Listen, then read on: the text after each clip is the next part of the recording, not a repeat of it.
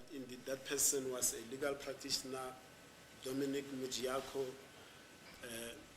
gave Brigadier Gininda his Fidelity Fund certificate with a particular Fidelity Fund number, and that FFC, what we call FFC, Fidelity Fund certificate, was valid. Uthi ke ukuqinisekisa ukuthi ke umjiyako loyo waye uyena ke lo muntu awayezisho ukuthi uyena kunephepha noma ke icertificate alikhipha ke okuyiphepha ke abameli abanalo obizwa ngokuthi ke iFFC elaba isiqinisekiso ngempela ukuthi ke yebo kwakuyiphepha la ngempela. And upon having satisfied himself that indeed the person was a legitimate legal practitioner, he then facilitated that that person can be allowed to consult with you. Uthi ke eseqinisekisileke lokho ukuthi ngempela ke kwakuyena washo ke ukuthi ke umuntu loyo angavunyelwa ukuthi usengakhulumisana nawe. Now, on the 23rd of June 2020, Mr. Ntanzi, did you have a visitor from a legal practitioner who was brought to you by Brigadier Gininda to come and consult with you? Manje ke ngazo i23 kuJune 2020 mnumzana uNtanzi ingabe wawunesivakashi yini ekwakuwummeli esalethwa uBrigadier Gininda? Cha Nkosi enkantolo. No, my lord. On the 23rd of June 2020, or at any time before that, had you instructed anyone to appoint a legal practitioner on your behalf? Manje ke nge23 zika June 2020 noma ngephambi kwalokho kunomuntu owumtshelile yini ukuthi aqokele ummeli? Cha Nkosi enkantolo. No, my lord. Had you at that time been given access to a telephone service to consult a lawyer of your choice that you knew? Ingabe ngaleso sikhathi leso wawunikeziwe yini ucingo lokuthi ke ungaxhumana ummeli oqokwe uwena? Cha Nkosi enkantolo. No, my lord. At that time, had you asked your family members, next of kin or friends to arrange a legal practitioner to come and consult with you? Ngaleso sikhathi bakhona yini abakini abomndeni owakhulumisana nabo ukuthi bakutholele ummeli ukuthi eze azokubona? Cha Nkosi enkantolo. No, my lord. And did you know that on the 23rd of June 2020, a lawyer was coming to see you? Ingabe kwakuyinto owuyazini ukuthi nge23 zika June 2020 kwakunommeli owayezozokubona? Cha Nkosi enkantolo. No, my lord. Did you on the 23rd of June 2020 meet a lawyer that consulted with you whilst you are at the Pretoria Mod police station, and that lawyer introduced himself as Dominic Ntokozo Mujiako? Ingabe ngazo i23 zika June 2020 kunommeli owahlala phansi wakhulumisana naye lo mmeli uma ezethula kuwena wathi uDominic Ntokozo Mujiako? Cha. No. Did you on the 23rd have any consultation with any legal practitioner whilst you are at Moot police station? Ingabe ke nge23 zika June uselapho eMoot Pretoria Moot kunommeli yini owakhulumisana naye noma owaconsulta naye? Cha. No. Brigadier Gininda testified further that indeed this Mujiako lawyer would sometimes also come Brigadier Gininda or ask Brigadier Gininda to consult with you, and at times that Mujiako person will come with an advocate as well to come and consult with you. Umjiyako loyo ke wakumuntu ke ovamisa ukuthi ke ezeke ukuthi azokhulumisana nawe ngezinye inkathi ezeke neadvocate uma ezoconsulta noma ezokhulumisana nawe. Angikwazi lokho Nkosi enkantolo. I don't know about that, my lord. This Mr. Mujiako person, Mr. Ntanzi, when first did you meet him? Umjiyako lona ke uqala kwakho ukuhlangana naye kwakunini? Qala ukumbona nge24 Nkosi enkantolo. I saw him for the first time on the 24th, my lord. eBoksburg. In Boksburg. Okay, we'll come to the date of the 24th. Whilst you are on the 23rd June 2020, did there come a point where other people, be it policemen, civilians, that came to visit you whilst you are at North Police Station? Uselapho ke eMuti ingabe babe khona yini abantu abezokubona noma kwakungamaphoyisa abantu abangasiwona nje amaphoyisa ababezokubona khona lapho eMuti? Nkosenkantolo, umuntu wafika e-police station mangikhumbula kahle umhani, sorry Nkosenkantolo, ngathi umhani umfula noMabhena na ubaba Genende. My lord, if I remember, the person that came to see me, it was Mukhula, Mbena, and Gininda. Yeah, hayi lawyer, zange ngibone lawyer, nto hayi lawyer. Not a lawyer. I never saw a lawyer.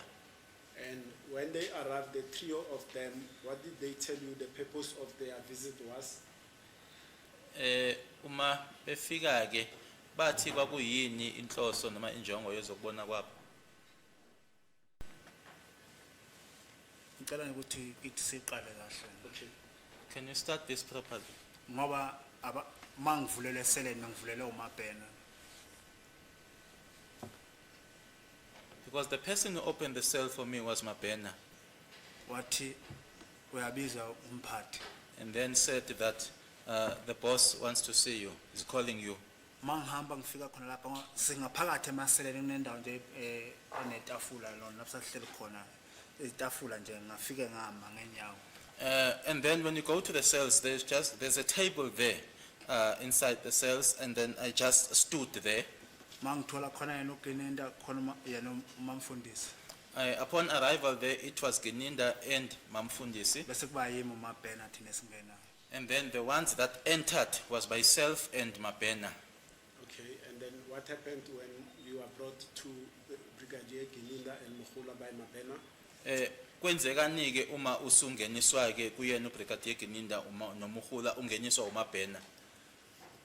Mangena lapho ufika wangibingelela ngabingelela usisi lo unjani Tanzo ngavuma. When I got there, it was the lady who greeted me. How are you, Ntanzi? And then I responded. Wasentshela uMabhena ukuthi awubizwa ngumphathi. And then Mabena informed me that it is my boss or my superior who's calling you. Lethi sikhathi inkosi enkantolo uGenenda ke sekhuluma ukuthi namanje angathandi ukumtshela iqiniso. It was at that time when Gininda then spoke and asked me, was I still not willing to tell him the truth? Ngiphinde ngimtshela ukuthi mina ukufa kwasenza ngikwazi futhi ayikho into engidibanisa.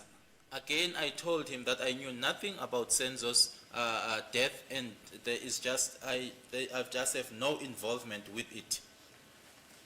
Okay, Mayesuka lapho yena usebuza mina inkosi enkantolo ukuthi ningakhona nokwenza ideal ngithi mina nginadili namaphoyisa. From there, he asked me if I would be able to do a deal. I then said, I have no deal with the police, Futhi ngeke ngibe nedeal nephoyisa. and I will never have a deal with a police, Ngoba mina ngisebenza umgodi wena usebenza isiphoyisa. because I work at the mine and you are a police officer. Manje lezi zinto engafani ehlukene kakhulu. Now, these are different things. and did he elaborate on the deal that he said you don't want to make with the police? Ingabe yena ke wachaza kabanzi ke ngale deal ayekhuluma ngayo namaphoyisa? Akachaza yibe ngangimtshela ukuthi ngeke ngibe nedeal nephoyisa. He did not explain. I'm the one who said to him, I'll never have a deal with a police officer. But what deal was he talking about to you? Kodwa ke kuwena yipi le deal ayekhuluma ngayo? Yena ideal ekhuluma ngayo ke wangibuza ukuthi ngiyazi ukuthi ikhona imali eyabekwayo ukuthi umuntu ozokhomba abantu ababulala uSenzo ukuthi kuzophuma imali ngathi mina cha. He asked me if I knew as to whether there was a ransom that was put aside for people or for a person that would be able to identify Senzo's killers. I said no. Yena abesethi kimi wena mawungenza ideal ungayithatha le mali u3 million ngathi mina mahala lo. He then asked me if you were to enter into a deal, would you then take the 3 million? I then said no. Kuyilesi sikhathi ngimtshela le mali engihola emayini mina bengilingana nomndeni lo ngobhilisayo ekhaya. It was at that time where I informed him that the money that I was getting or being paid at the mine was enough for me as well as the family that I was maintaining. lokhu nje ongitshela khona ngivumelane nakho. That which you are telling me, I am not a part of it. Wasesho ukuthi hayi ngisazobona. He then said to me, you'll see. And then whilst he's talking to you about this deal, where is Mohola Mabena at that time? Ngalesikhathi akhulumisana nawe ngalokho ke uMkhula noMabhena babe kuphi ngaleso sikhathi? Sikhona sonke la endaweni yawana. All of us were there in one place. Okay. And then what happened after he said we will see or something to that effect? Esethi ke eseshilo ke ukuthi usazobona kwasekwenzekani. Mina ngake ngaphuma ngabashiya so ngaphuma vele kukhiwa ngithi umyangisemasele ngaphuma ngangena phase kunyalela selele waphinda uMabhena wangibiza ngaphinde ngabuya ngeza kuwo. I then went out as I was proceeding, walking towards the cells. That's when Mabhena called me back, and then I went back to them. Yena ase igama nje angishaya nalo wathi kimi ngisazobona iqiniso sazolikhuluma ngathi nami ngiyabonga. Kodwa okushona kasenza ayikho into engidibanisayo igoli angilihambi. His words to me were, I am still going to see. I'll tell the truth. And then I said to him, I know nothing about Senzo's death.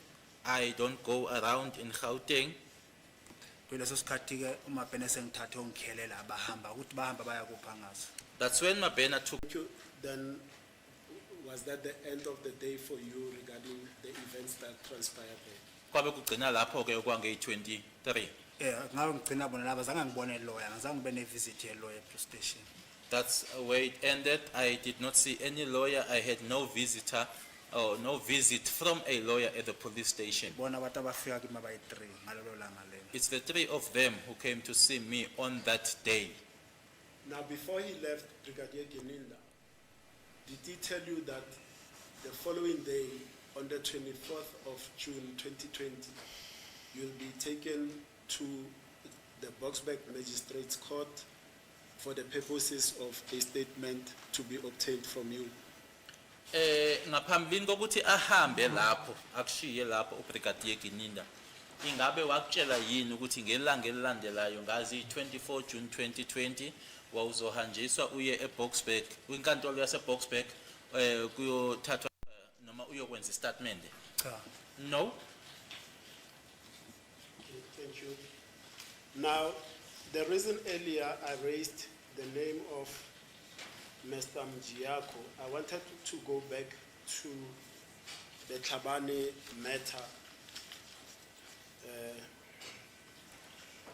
because the charge sheet and the appearances for Tlhabane have been made available to us, and my lord, they are marked Exhibit RR. Mr. Jonas, unfortunately, I don't have a copy for you.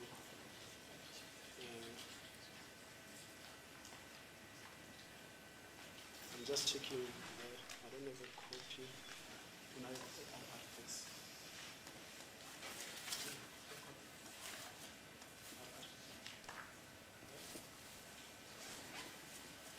No, this is RR1. What is this?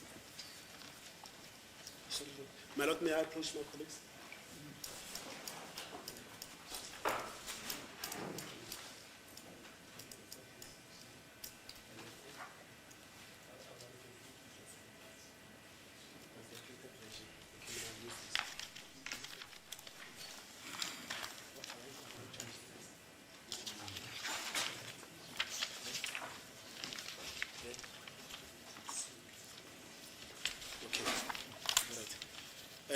My lord, as I say, it's Exhibit RR and it's a charge sheet and the appearances for the Phokeng cast 118 of 6/2020. The investigating officer is Sergeant Mukhani. The district is Rustenburg, the place is Tlhabane. The date is the 22nd of June 2020. And the state versus Bongani Sandison Tanzi. The address is just specified as Nongoma. nationality South African, and the like. But Mr. Ntazi, we are not interested in this. The only reason I'm raising this, the reasons will become clearer, because I just want to deal with this aspect of Mr. Mjiako.